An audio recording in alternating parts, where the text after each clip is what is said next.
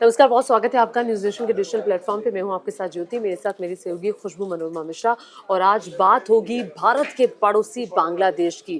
बांग्लादेश को लेकर के दो चीजें हैं जहां पर हिंदुओं पर अत्याचार थमते नजर नहीं आ रही, और बाढ़ के लिए बांग्लादेश भारत को जिम्मेदार ठहरा रहा है। भारत ने क्या कहा है, आगे आपको बताएंगे। बिल्कुल, भारत ने बाढ़ पर क्या कहा है वो ज्योति आपको जरूर बताएंगे, क्योंकि जिस तरह की स्थिति बनी थी। लेकिन सबसे पहले बात अगर आप हिंदुओं की करें, आप देखिए 8 अगस्त वो तारीख थी जब बांग्लादेश में हलचल के बाद अंतरिम सरकार का गठन होता है। मोहम्मद यूनुस वहां के अब प्रधान बनाए गए हैं। एक तरह से ये समझिए बधाइयों का दौर भी चला, लोगों ने शुभकामनाएं भी दी थी तमाम देशों के जो अध्यक्ष हैं, जो मुख्य हैं उन्होंने। लेकिन आप ये मानिए कि हिंदुओं की स्थिति अभी भी नहीं सुधरी है, क्योंकि चिंता लगातार भारत की तरफ से जताई गई। लेकिन आज भी वहां पर जो लोग नौकरी कर रहे हैं, खास करके जो अल्पसंख्यक हिंदू हैं, उनको इस्तीफा देने के लिए मजबूर किया जा रहा है, उन पर जुल्म किया जा रहा है। और कई ऐसे वीडियो सामने आ रहे हैं, खास करके जिस अब एक वीडियो का जिक्र हो रहा है। हालांकि देखिए, न्यूज़ नेशन वीडियो की पुष्टि नहीं करता जो सामने आया है, लेकिन जिस वीडियो का जिक्र किया जा रहा है उस वीडियो में एक हिंदू टीचर को जो कुछ छात्र हैं वो परेशान करते हुए, मारते हुए दिख रहे हैं। अब ऐसे में सवाल इसलिए उठ रहा है कि आखिरकार वहां पर कब ये स्थिति बेहतर हो पाएगी अल्पसंख्यकों के लिए, इतने दिन गुजरने के बाद भी। अब देखिए, शेख हसीना की सरकार को बर्खास्त हुए बहुत दिन हो गए हैं। तभी से ही ये हिंसा का दौर जारी था। जो अवामी लीग के पार्टी के नेता हैं, उनके घरों को निशाना बनाया जा रहा है, हिंदुओं को निशाना बनाया जा रहा है। तो हालांकि मोहम्मद यूनुस की तरफ से भारत को ये कहा गया था, जो भारत में प्रधानमंत्री की तरफ से एक पोस्ट के जरिए अपील की गई थी, उस पर कहा गया था कि हम संरक्षा करेंगे, हम उनकी रक्षा करेंगे। लेकिन ऐसा होता हुआ नजर नहीं आ रहा है। बहुत जगह हिंदू टारगेट पर हैं और हिंदुओं को चुन चुन कर निशाना बनाया जा रहा है।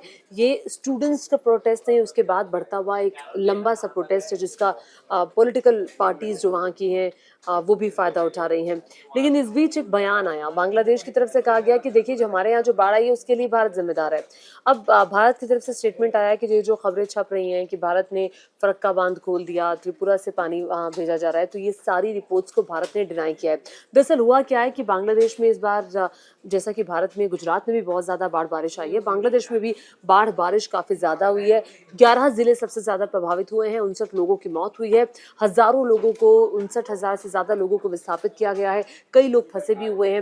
लेकिन इस बारिश और बाढ़ के लिए आप जिम्मेदार ठहरा रहे हैं, बारिश तो चलिए एक नेचुरल प्रोसेस है, लेकिन बाढ़ के लिए आप जिम्मेदार ठहरा रहे हैं भारत को, जिसको भारतीय विदेश मंत्रालय की तरफ से डिनाई कर दिया गया है। कहा गया है कि ये सरासर गलत है, बल्कि जो मौसम वैज्ञानिक वहां के बताते हैं, मूसलाधार बारिश के बाद जो उफनती नदियां हैं उनका पानी आया है, अल नीनो इफेक्ट की वजह से बारिश बहुत ज्यादा हुई है। तो जलवायु परिवर्तन की घटनाएं जो हैं हर देश पर असर डाल रही हैं, और वैसे ही बांग्लादेश में भी विनाशकारी बाढ़ की वजह यही रीजंस हैं। भारत की तरफ से किसी प्रकार का कोई बांध नहीं खोला गया।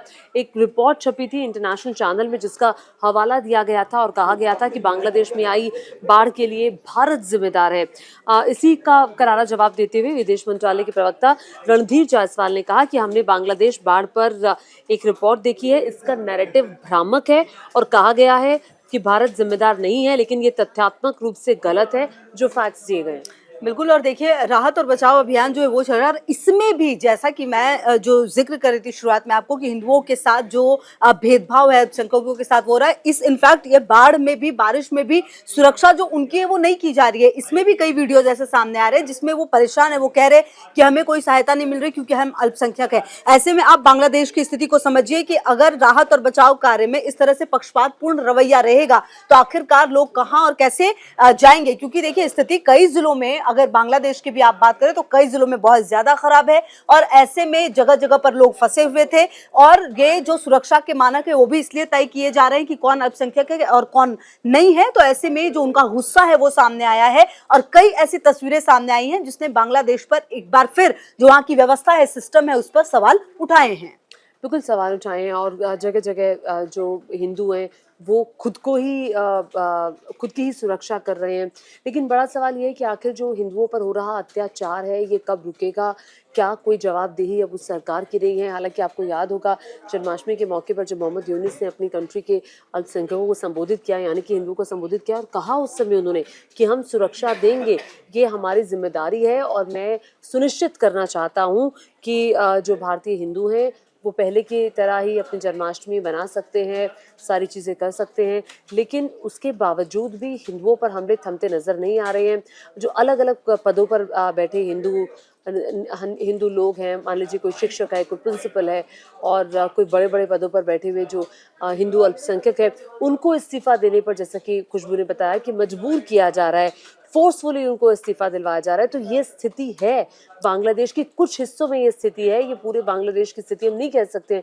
जिन-जिन इलाकों पे वर्चस्व बहुत ज़्यादा है प्रदर्शनकारियों का, जो विरोध करने वाले लोग हैं, हालाँकि हिंदुओं की तरफ से भी काफ़ी प्रोटेस्ट किया गया है। कई जगह उन्होंने भी कहा कि हमें सुरक्षा दी जाए, जो हमारी जो कमर्शियल एक्टिविटीज़ हैं, जो हम करते हैं, वो पहले की तरह सुचारू रूप से हम चलाते रहे, इसके लिए हमें सुरक्षा बहुत ज़रूरी है। बिल्कुल, तो देखिए जो दिक्कतें हैं वो अल्पसंख्यकों के साथ काफ़ी ज़्यादा है वहाँ पर। और इन सब के बीच बांग्लादेश में एक घटना और हुई है जो कि आपको जाननी चाहिए कि बांग्लादेश में अंतरिम सरकार आने के बाद पुरानी सरकार के कई फैसले पलटे गए। इन्हीं में से एक फैसला जमात इस्लामी पार्टी से प्रतिबंध हटा दिया गया है। अब देखिए आपको ये जानना क्यों ज़रूरी है, क्योंकि ये एक ऐसी जमात इस्लाम जो है, ये पार्टी पर प्रतिबंध लगाया गया था, कहा यह गया था हसीना सरकार की तरफ से कि ये जो है आंदोलन भड़काते हैं, ये उग्रवादी और आतंकवादी संगठन है, इसलिए प्रतिबंधित किया गया था। लेकिन क्योंकि अंतरिम सरकार का जब गठन हुआ तो वापस इनको लाया गया है। अब इनके आने के बाद जो हिंसक प्रदर्शन है वो लगातार और ज्यादा बढ़े हैं और कहा यह जा रहा है कि गृह मंत्रालय की जो रिपोर्ट है उसके बाद देखना बेहद महत्वपूर्ण है कि अगर जमात इस्लाम को जो प्रतिबंध हट गया है तो उसके बाद क्या अल्पसंख्यकों पर और ज्यादा जो परेशानियां हैं वो बढ़ेंगी। क्योंकि आप देखिए ये एक बड़ा फैसला था, अगर हसीना सरकार ने यह फैसला लिया था तो निश्चित तौर पर उसके पीछे कुछ कारण रहा होगा, क्योंकि बहुत ही गंभीर आरोप थे इस पर। लेकिन अब वापस से प्रतिबंध हटाने के बाद जो अल्पसंख्यक है उनकी स्थिति काफी ज्यादा खराब नजर आ रही देखिए, है। जाते जाते एक और बात हमने दर्शकों को बता दें कि 30 अगस्त को ही कुल मिलाकर के 49 जो टीचर्स हैं उनको इस्तीफा देने पर मजबूर किया गया है। ये सभी हिंदू टीचर्स हैं और उसके बाद हालांकि बहुत जब विरोध हुआ तो 19 टीचर्स को बहाल कर दिया गया, लेकिन बाकी से इस्तीफा दिलवाया गया। तो सवाल यही है कि जो लूटपाट की घटनाएं हिंदुओं के साथ हो रही हैं, जो महिलाओं के सब पर हमले हो रहे हैं, जो मंदिरों में तोड़फोड़ की जा रही है, जो वहाँ उनके कमर्शियल चीज़ें हैं उसको तहस नहस किया जा रहा है, व्यापारिक प्रतिष्ठान जो हिंदुओं के हैं उनमें तोड़फोड़ की जा रही है, वो कब थमेंगे ये बड़ा सवाल है। और इसका जवाब जो है वो बांग्लादेश सरकार ही दे सकती है। सिर्फ जवाब ही नहीं बल्कि वो कुछ करेगी, कुछ एक्शन लेगी, उसी के बाद ही ये हमले और हिंदू सुरक्षित रह पाएंगे। बिल्कुल, और देखिए लाखों हिंदू हैं वहाँ पर और उनकी सुरक्षा की जिम्मेदारी जो है वो बनती ही है। और ऐसे में आप देखिए कि पिछले कुछ समय से लगातार हिंदुओं की संख्या वहाँ पर बहुत कम हुई है, मतलब जिस तरह से पहले हिंदू थे और अब हैं। क्योंकि देखिए जब एक देश में प्रतिकूल स्थिति नहीं बनती है तो वहाँ पर ये जो संख्या है वो कम होती ही जाती है और ये बहुत ज्यादा अल्पसंख्यक वहाँ पर ऑलरेडी कम है। ऐसे में अब जो स्थिति रही है बांग्लादेश के आने वाले समय में, अल्पसंख्यक क्या वहाँ से मूव करेंगे, काफी लोग तो करना भी चाहते हैं, बॉर्डर एरियाज पर भी वो तस्वीरें सामने आई थी। तो देखना बेहद महत्वपूर्ण होगा कि आने वाले समय में अल्पसंख्यकों की क्या स्थिति होती है, क्या तस्वीर वहां से सामने निकल कर आती है। लगातार देंगे हर अपडेट आपको। न्यूज नेशन अब व्हाट्सएप पर खबरों की ताजा अपडेट के लिए न्यूज नेशन के इस QR कोड को स्कैन करें।